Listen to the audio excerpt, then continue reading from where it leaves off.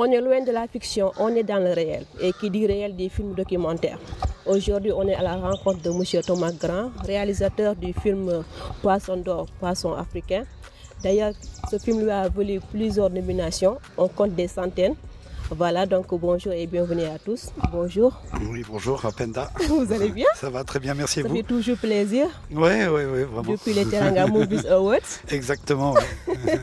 Voilà, donc on est là aujourd'hui au niveau de l'université Cheikh Anta Diop de Dakar pour une énième projection du film. Voilà, selon vous, c'est mission accomplie? Oui, elle continue à s'accomplir.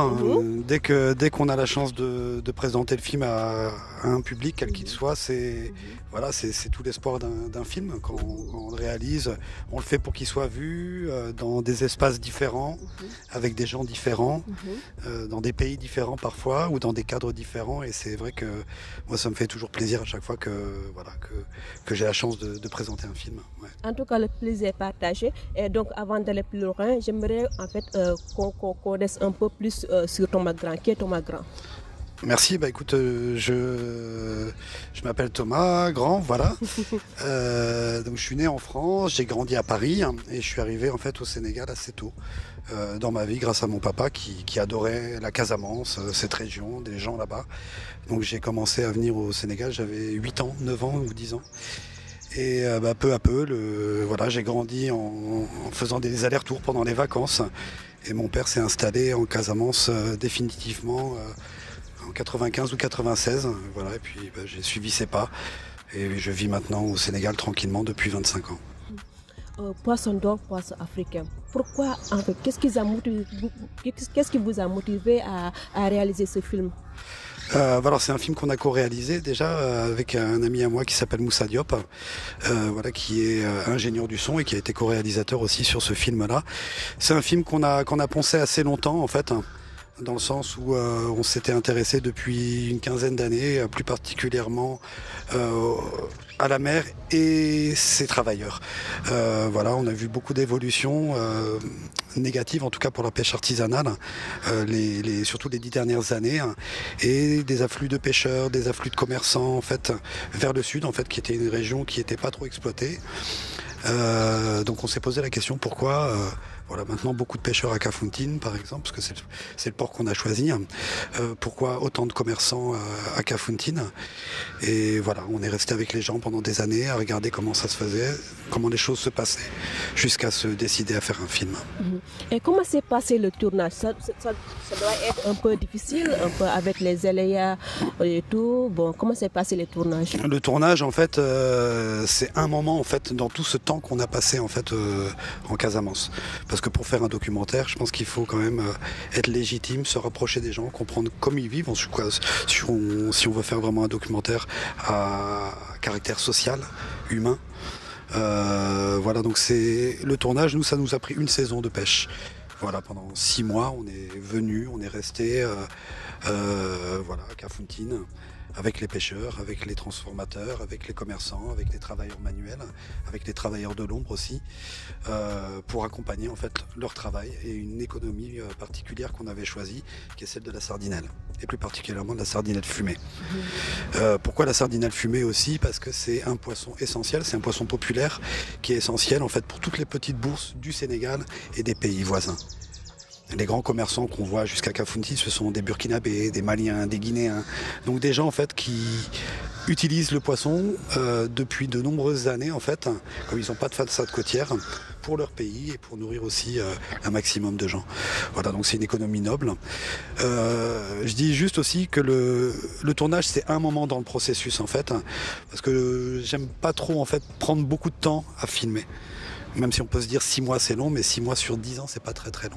Mais c'est un moment particulier qu'on a choisi, parce qu'on était prêt à le faire aussi, parce qu'on se devait de le faire, et parce qu'aussi on avait des images ou des choses qu'on avait vécues qu'on voulait reprendre, etc. dans le cadre du réel qu'on recomposait. Il y a quelque chose qui m'a marqué dans le film, en fait, c'est cette diversité culturelle qu'on a montrée dans ce film. Il y a des Guinéens, des Ivoiriens, des Nigériens.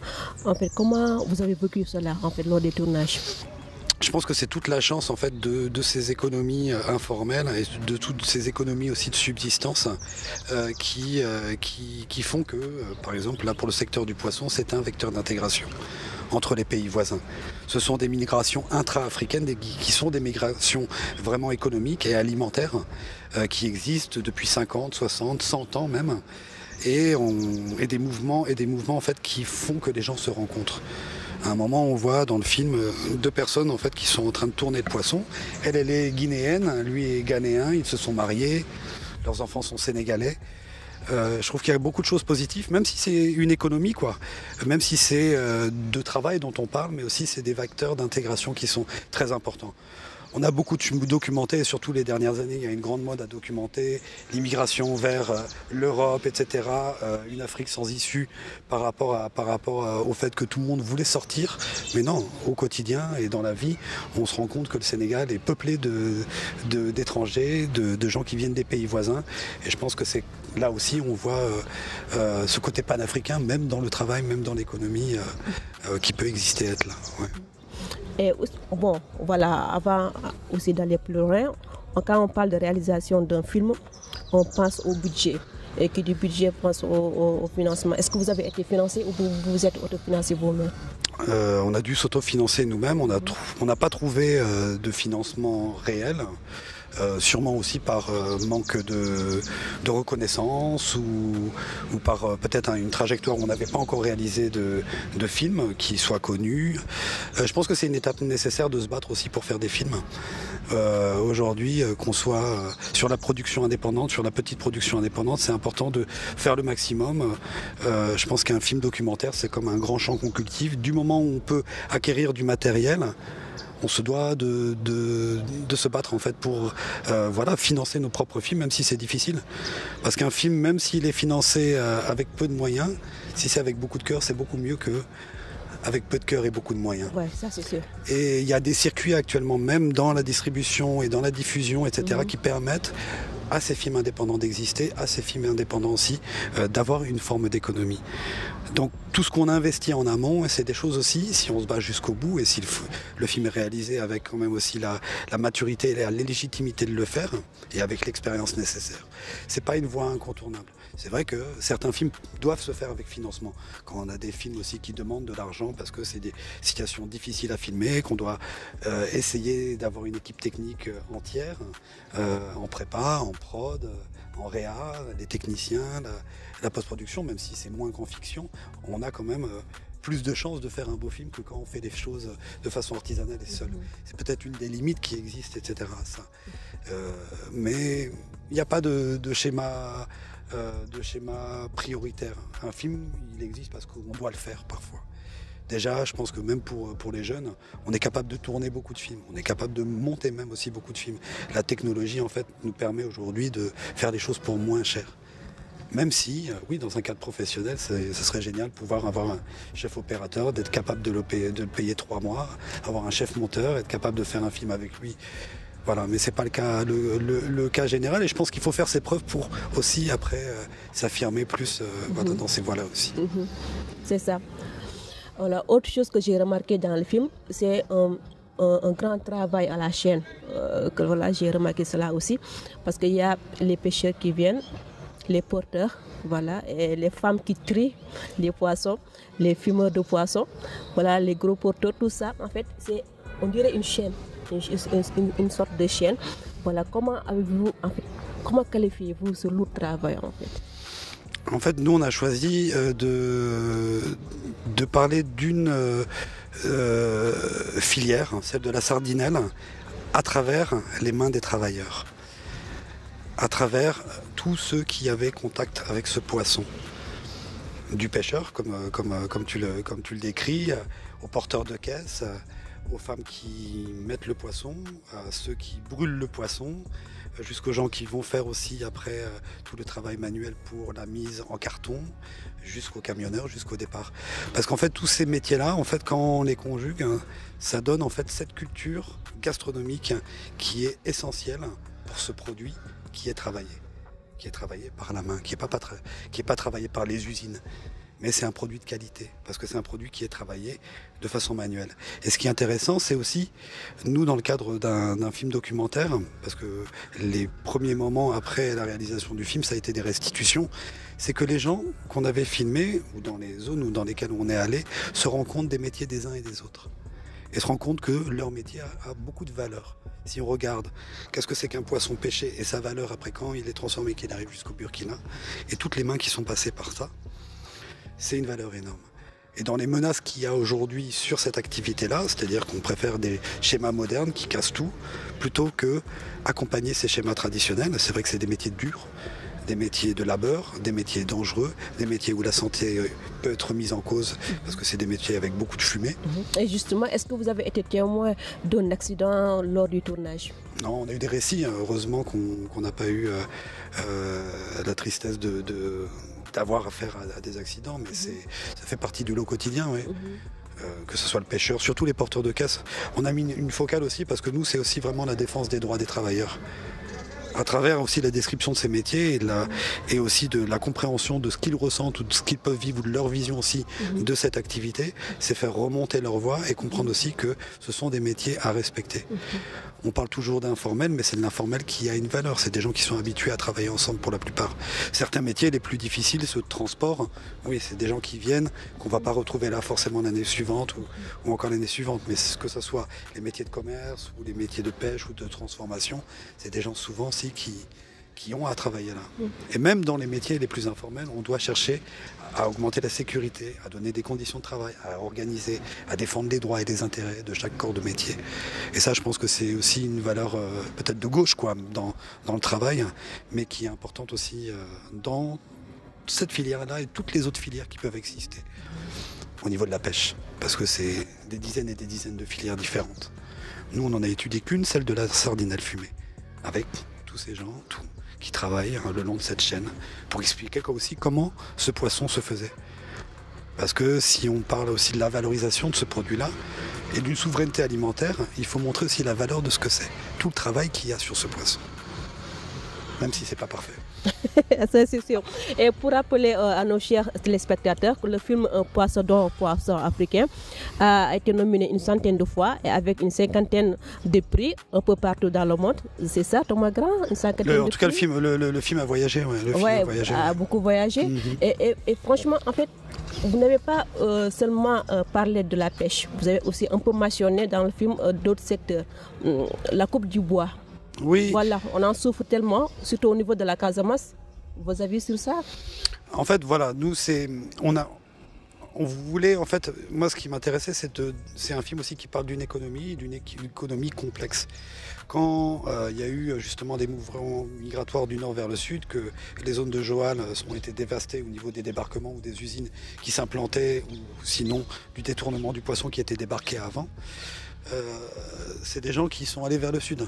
Donc dans cette économie locale qui s'est mise en place, il y a effectivement là où il y avait 50 fours et d'un seul coup il y a eu 600 ou 700 ou 800 fours, des besoins en bois beaucoup plus importants, qui étaient supérieurs au couvercle végétal qui recouvre cette zone-là. C'est vrai que la question du bois et de l'énergie est une question très très importante. On peut parler aussi vraiment des conséquences au niveau de la santé des travailleurs. Et regarder par derrière comment faire pour inciter la recherche, les universitaires, ceux qui s'occupent aussi de la garantie en fait alimentaire de nos pays, d'avoir des systèmes de fours modernes ou des fours qui utilisent moins de combustion, ou alors dans la sylviculture, dans des programmes qu'on peut mettre en place à court terme ou à moyen terme, des programmes de sylviculture qui permettent en fait d'avoir un bois directement dédié à cette activité-là. Mais pas tout arrêter parce que c'est des millions de personnes qui en dépendent de ce poisson-là. Si on arrive même à Louga, des gens dépendent du kétiar. Si on est au Burkina, des gens dépendent du kétiar. Et surtout les petites bourses, c'est souvent ça où j'insiste, c'est un poisson populaire, des protéines populaires, des protéines moins chères. Donc c'est important de voir ce contexte-là. Après, ce qui est le plus important, c'est aussi les impacts de la globalisation sur des économies locales. Nous, on donne un exemple, l'exemple de la pêche et de cette filière-là, mais on peut retrouver voilà, toute industrie en fait, qui vient s'installer là où il y avait une activité artisanale. Quelles sont les conséquences aussi pour les artisans ? Oui, et aussi on va rester dans le secteur de la pêche, un peu dans l'environnement plus exactement, parce que de plus en plus on parle de la pêche illégale, on parle de la surpêche, hein, on parle en fait des activités illicites au niveau de la mer, c'est un peu partout, hein, pas uniquement au Sénégal. Donc en fait selon vous, qu'est-ce qui explique ce phénomène? Il n'y a pas de moyens de surveillance, pas d'application du code de la pêche, ou des licences qui sont un peu trop largement accordées aussi peut-être officiellement. Il y a des sociétés mixtes avec des prête-noms sénégalais sur des entreprises étrangères. Il y a la pêche industrielle bien sûr qui cause les plus grands dégâts, qui a raclé même au niveau écosystémique. La mer devient un désert liquide, donc de toute manière toute forme de vie commence à être un peu interrogée. Le problème c'est qu'on ne voit pas ce qu'il y a au fond de la mer. Si on faisait de l'exploitation au niveau de nos sols, oui on le voit directement. Les populations peuvent réagir, mais comment réagir face à un bien commun qu'on ne voit pas? C'est cette question-là aussi qui peut être assez importante à poser. Moi, je pense que si j'étais aujourd'hui ministre de la Pêche, j'interdirais tout de suite la pêche industrielle, les exportations vers les pays européens. On nous donne d'abord à nous à manger, parce que c'est des ressources prioritaires. On peut parler de minerais, d'exploitation internationale, mais ce qui nous appartient, notre or, c'est aujourd'hui presque le poisson. Donc préférer peut-être faire travailler et continuer cette culture des dizaines de milliers de gens, je pense que c'est un peu plus avantageux que favoriser en fait un commerce international où finalement on n'arrive même plus à avoir de yaboy. Je parle pas de tiof ou de dorade ou de sampat, mais on n'arrive même plus à avoir de yaboy dans nos assiettes. Thomas Graham man moom benn affaire moom a jaaxal quoi lan moo tax film bi diffusé woo ko ci chaîne télévision sénégalaise yi lu tax loolu? Je peux dire parce que il n'y a pas encore de chemin qui a été créé réellement entre les télévisions et les cinéastes du pays. Que ce soit la fiction ou le documentaire, et même les émissions ou les productions indépendantes aux télévisions, on nous demande d'amener des sponsors plutôt que recevoir un film et offrir voilà, peut-être une somme, des droits, etc. C'est l'inverse qui se pose. Alors moi, je ne suis pas là pour créer des polémiques par rapport à ça. Bon, c'est peut-être que les télés ont leur vision de l'espace de diffusion, mais je pense que c'est quelque chose à contrôler ou à mettre en place, etc. Avoir des chartes qui obligent aussi les grands diffuseurs privés et publics d'acheter un nombre d'heures de contenu audiovisuel qui viennent des réalisateurs du pays chaque année. Avoir un quota, mettre des quotas, si les choses ne se font pas, c'est peut-être imposer une nouvelle loi qui permettrait quand même aux créatifs d'avoir quand même leurs droits aussi face à la télévision. Parce que où est-ce qu'on diffuse nos films après? Et on ne peut pas les donner forcément gratuitement. Oui, ça c'est sûr. Ça c'est sûr. Mais et maintenant, s'il y a quelqu'un qui veut suivre le film, comment il peut faire ça pour trouver? Ce sont des chemins. Après, moi je vois le cas de Poisson d'Or. Le film est passé à un moment sur les antennes de TV5, sur des antennes de Canal+, avec des systèmes de replay. Mais c'est vrai qu'au niveau national, c'est pas facile tant qu'on n'a pas. Il y a un problème de distribution au niveau national.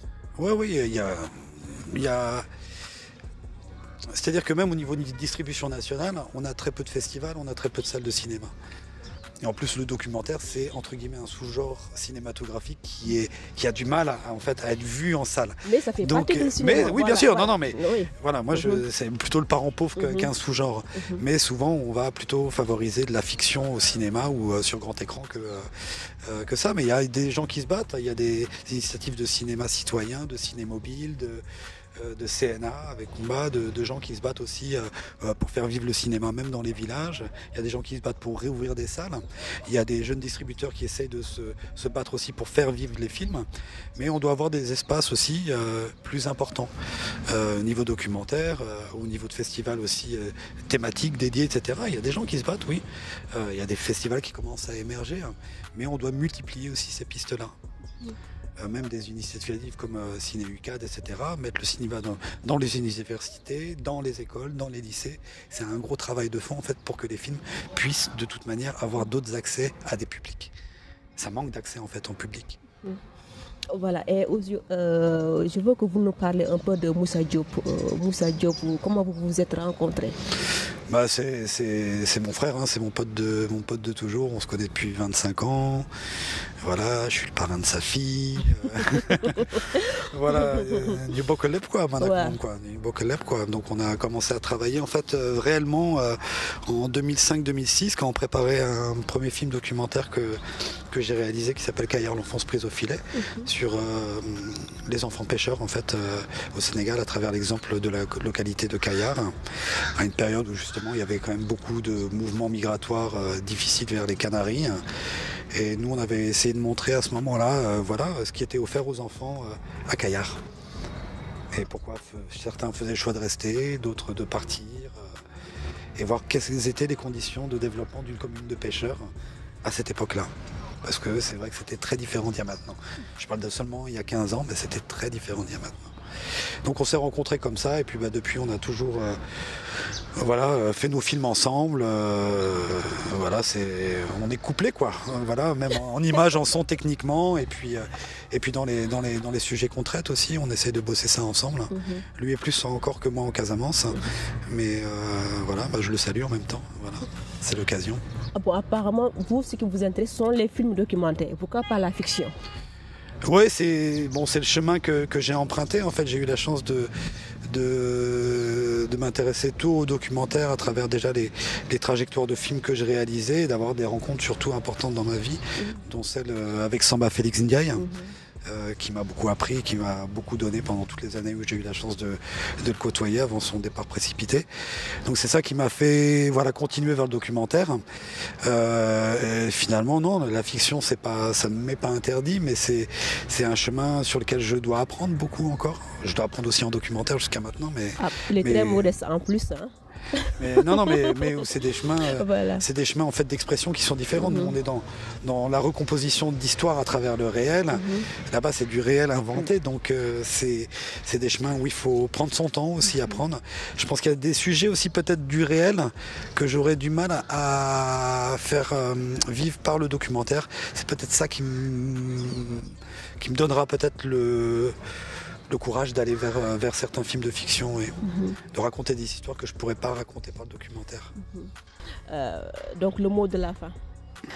Merci à vous, hein. Merci Penda aussi pour ta sensibilité avec Poisson d'Or. C'était agréable de voir un peu les questions que tu avais envie de me poser par rapport à ce film-là. Oui, peut-être par rapport au cinéma indépendant aujourd'hui, je pense que il n'y a pas d'exemple absolu. Et actuellement dans le monde, il y a beaucoup plus de tribunes qu'on croit et qu'il ne faut pas cloisonner simplement le cinéma africain à l'Afrique. Il peut plaire partout, il peut aller partout, il peut créer des liens. Il y a Samba Félix qui dit souvent, moi j'aimerais bien créer une école de cinéma où les racines soient africaines, mais où on ait des étudiants russes, américains, indiens, qui viennent découvrir nos racines africaines pour créer leur propre cinéma. Donc c'est sur ça que peut-être que je terminerai. Voilà. En tout cas, merci beaucoup et merci de votre disponibilité. Merci à vous, hein. Merci d'être venu. C'est un plaisir. Yes. Voilà, merci beaucoup à vous, chers téléspectateurs. Nous vous donnons rendez-vous très prochainement. Merci et à bientôt. Voilà, et merci à l'équipe technique aussi. Hein. Voilà. Yes.